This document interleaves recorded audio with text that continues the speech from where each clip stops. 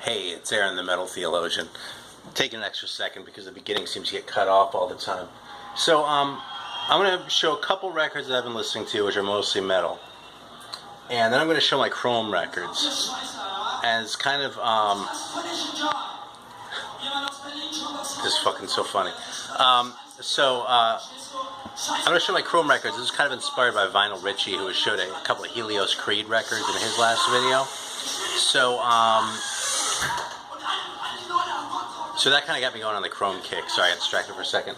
So anyway, in sort of a tribute, I was trying to think what to play in this video while I'm showing the Chrome, and I was thinking about playing Chrome because I've listened to a lot of them, but I thought since it's sort of owing it to Rich, I'd actually play this record instead because this is punk, and he's kind of a punk rocker. So this is the German band Slime. Not to be confused with the UK band called Slime. Only put out like one single. These guys put out like maybe half a dozen records in the 80s. I mean, your total punk rock. About half of their first record was in English, really terrible broken English, and then the rest of the songs they just said fuck it and sang in German. So you know, you can see all the titles are in German and shit.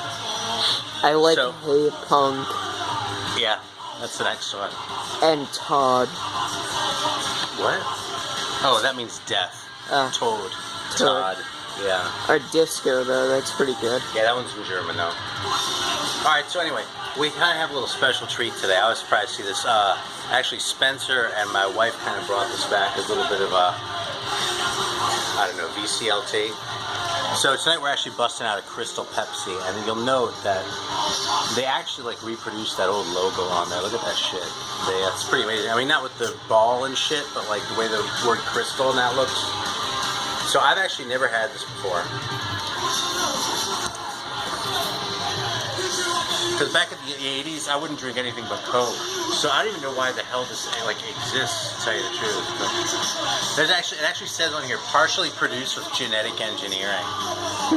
So like if I turn into a fucking mutant or something, it's the Pepsi's fault. But you know, I don't think that's what genetic engineering means. No, but you know something? It would be a really awesome video if that happened. Alright, so here we go. Like you get progressively more messed up as the video rolls. Yeah. Alright, here we go. What are you doing? Showing you. That's cool. I'm tasting it right now.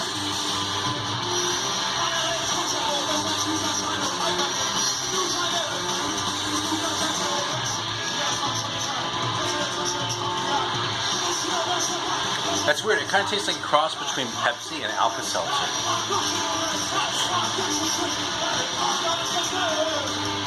That's an interesting way of putting it.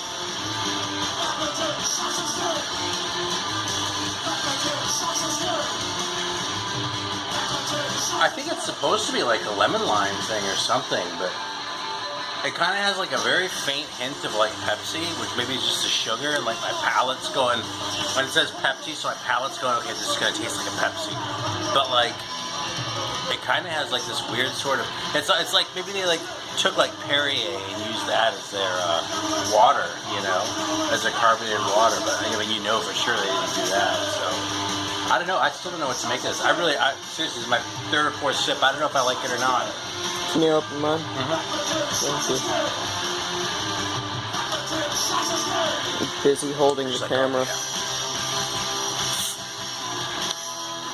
This is one of my favorite songs on the record.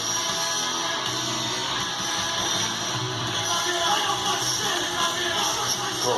Alright, so let's get back to it because I don't want to miss too much of Grown Man Record Night, which we have in the background here. So, we've actually got Chris from Dixieland Farm waiting for us right now. Alright, anyway.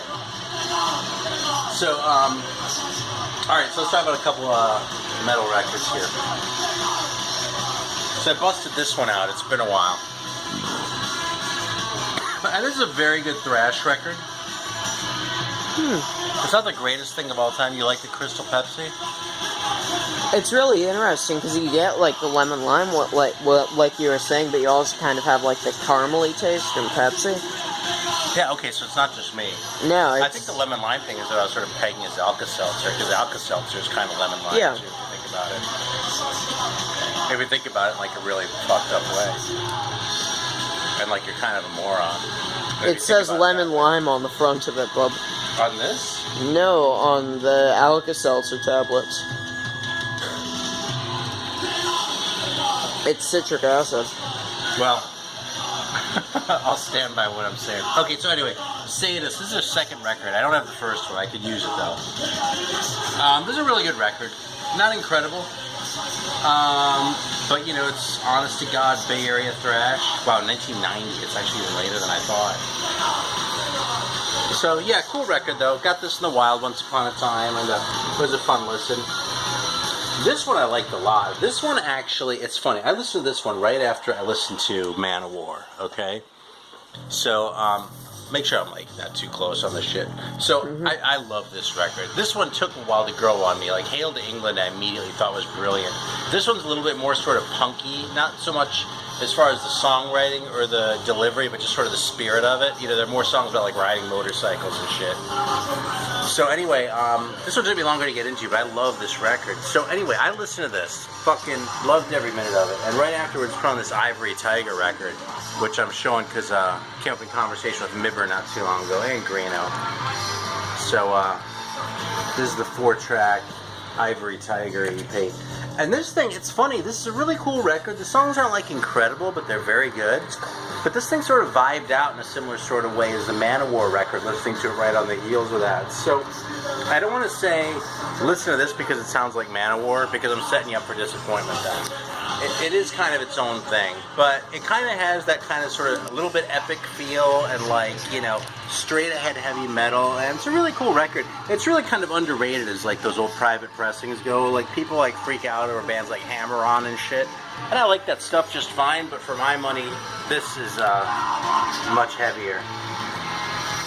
Sort of under Greeno's influence, I also busted this one out. This is the Black Knight EP. I used to have a reissue of this, like an earlier one, but I let go of it, and so I just have this 5-tracker now. And yeah, you know, I think I forgot to show this back when I did my It Came From Canada video with the metal ones. And I call it From Coast to Almost Coast, and these guys are actually from Vancouver, if I'm not mistaken, yeah.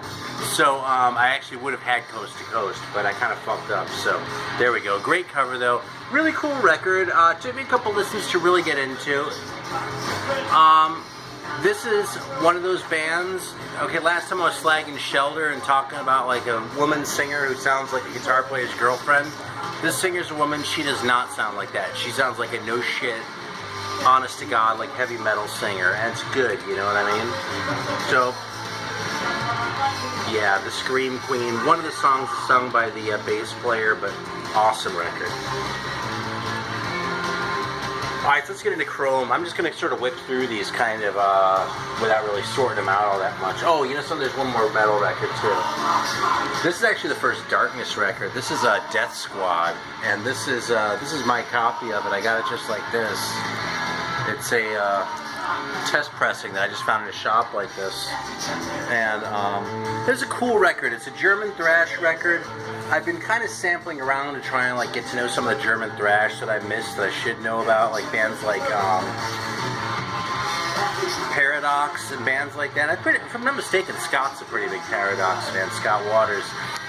Those guys kind of sounded too American for me though, and they sounded good, but they didn't give me that like German thrill that I was kind of looking for. So, yeah, if you look at that, that's all the information that was on this thing when I got it. So, April 27th, and Darkness in a German's handwriting. Alright, so anyway, by the way I figured out this was Death Squad was by like going and checking it out and then like comparing it to what I had. I didn't even know what record this was. And I wasn't even positive until the internet age, because I actually bought this back in the 90s, and I knew the band had a couple records, but I couldn't really figure out which one it was for a lot of years. It's kind of funny. Alright, so let's start with this Chrome record over here, because I don't think I've ever played this one. This is No Humans Allowed. I might have like once, but this is like a later one. This is 1990, and this is really a Damon Edge solo record. And the really sort of amazing records by this band are the ones with Damon Edge and Helios Creed together. I mean, they were really the band, okay? Now, this is a really cool one, okay? This is Blood on the Moon. Now, what's cool about Chrome is, you know, so I'm actually just going to needle drop it, even though this is one of my favorite songs, too. but they're a little hard to describe. What they do is they're really distorted, really kind of weird songs, and kind of but there's kind of a tuneful sensibility about it anyway. You know what I mean? It's like lots of distortion. It's sort of like I don't know, maybe like they're like blood brothers with the Residents or something like that, because the Residents had a way of being really weird and still having really kind of a pop vibe. Well, these guys kind of have a little bit of that pop vibe going on, but with like really weird sort of distortion over it, and like in a really sort of a menacing sound. This is probably my favorite one. This is Half Machine Lip Moves, and this is an original on Siren. So this is completely disorganized, but the hell with it, they just come out that way sometimes. It has the insert in it too. Maybe I'll show it in a minute. But this band is, it's like songy and distorted, and you know what I really think they sound like is like what I wish Killing Joke sounded like. Okay, people rave about those, especially the first couple Killing Joke records. The fact is, Killing Joke made some kind of shitty records later too, and their 80s production kind of hurt them, you know what I mean? And these guys kind of really were what I wished Killing Joke were. And I like Killing Joke just fine, by the way. I'm not like talking shit about Killing Joke, but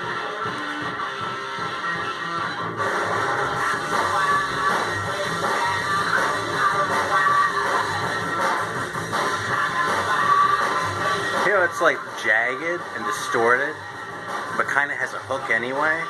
That's what's really awesome about this band, man. It's like, as weird as they are, they're really listenable. How are we doing for time? 15 minutes? 12. Okay, good. So here's the insert in Half Machine Lip Moves. I think it's mostly just the lyrics, but check that out.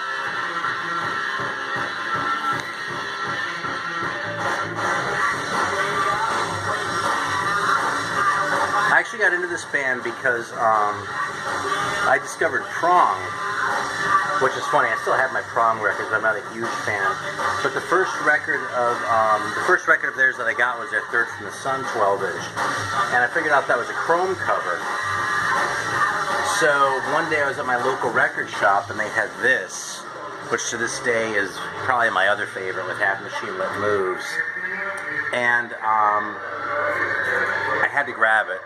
And fortunately, I had the sense to grab the other ones that were there too, which were Half Machine Lip Moves, Blood on the Moon, which I just listened to earlier today. It's great. It's a little more straight ahead than this. It's still a very weird record if you're not ready for it, though. Let's see. And then I also got The Visitation the same day, but I'll get to that one. So here's the In-World's 12-inch. I didn't even know this existed until I found it in the wild. It's on the same label as Blood on the Moon, which is Don't Fall Off the Mountain Records. And as you can see, it's just the two guys. So I was fortunate enough to see these guys, sort of a reformed version of Chrome later on in the late 90s. Damon Edge was already dead by then, but Helios Creed sort of reformed the band. There's the Don't Fall Off the Mountain label. I've never seen it on anything but a Chrome record. But I saw them at the Great American Music Hall in San Francisco, and they're fucking fantastic. Just an awesome show. I don't remember who they played with, unfortunately. But I was there for Chrome. So this one's kind of a more recent one. It's not recent stuff, but Cleopatra reissued most of their stuff not too long ago. There have been a couple of reissues in the last 5 years or so of these records, and this one is like a compilation of just weird stuff. It's called Read Only Memory. Shit, I don't remember it. I don't want to misspeak. It's a short record. I want to say it's part live and part demos, but I could be wrong.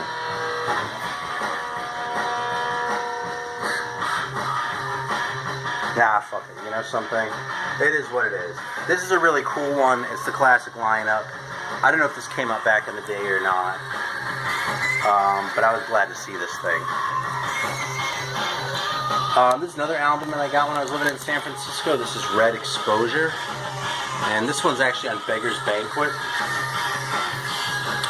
And this one kind of goes along with Blood on the Moon as far as being a little bit more sort of songy and a little less rough than this one. Then Third from the Sun is kind of like weird in a different direction again. They kind of went through some different phases. But it still definitely has that chrome sound. It's just awesome. This is actually an earlier reissue. Unfortunately, I don't have an original of Alien soundtracks, which is kind of looked on as their masterwork. But this is an earlier reissue from '89 on Dossier. That's on clear vinyl. More recently, actually, I got this one. This is a Lilith one, so, you know, kind of questionable legitimacy. This just made me sick. I couldn't believe somebody had marked it down. I was like, fuck it, I'm going to buy that on principle. It was actually still sealed, but you can see the cover better, you know? So, this is a great record, though. 78, like the thing says. That late 70s stuff is probably what they're best known for. Probably this one and Half Machine Lit Moves. But I'm pretty sure this is the last, like, of the original ones. And that's my other favorite. Those kind of three. Finally, this is the other one that I got sort of on my very first foray. This is my copy of The Visitation. And there's an earlier pressing of this where the covers were actually hand done. This is the only one of these I've actually seen, though. And I got this back probably still in the 80s when I was in high school. And there you go, it's on Siren Records, which is their label. And this is really early for this kind of shit. That's the other thing about the Killing Joke comparison is these guys actually beat Killing Joke to the punch by several years. Like, they had already beat Killing Joke at their own game by the time the first Killing Joke single came out. Which is probably the best one. So there you go, there's a little insert in here. And they were at 433 Hyde Street, which is a pretty shitty neighborhood at the time, by the way. So, of San Francisco.